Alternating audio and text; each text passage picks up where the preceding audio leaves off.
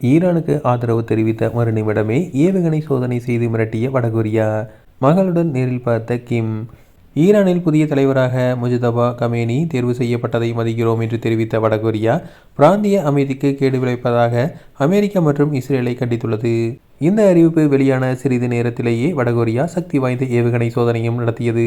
இந்த சோதனையை தனது மகளுடன் சேர்ந்து கிம் ஜாங் உன் பார்வையிட்டார். ஈரான் மீது இஸ்ரேல் அமெரிக்கா நடத்தி வரும் தாக்குதல் 2வது வாரத்தை எட்டியுள்ளது. ஈரான் மீது அமெரிக்கா கடுமையான தாக்குதலை நடத்தி வரும் நிலையில் பதிலுக்கு வளைகுடா நாடுகளில் உள்ள அமெரிக்க தளங்கள் மீது ஈரான் தாக்குதல் நடத்தி வருகிறது. இஸ்ரேல் மீதும் குண்டுமழை பொழிந்து வருகிறது. இதனால் மத்திய கிழக்கில் பெரும் பதற்றமான சூழல் உருவாகி வருகிறது.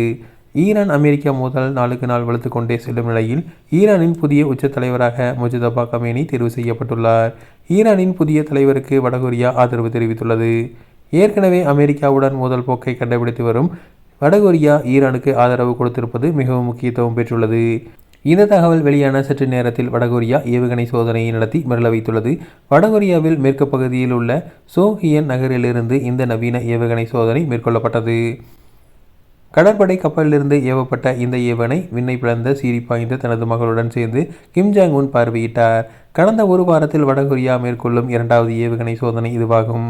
முன்னதாக ஈரானின் புதிய தலைவருக்கு ஆதரவு தெரிவித்த வடகொரியா அமெரிக்காவையும் கடுமையாக கண்டித்துள்ளது.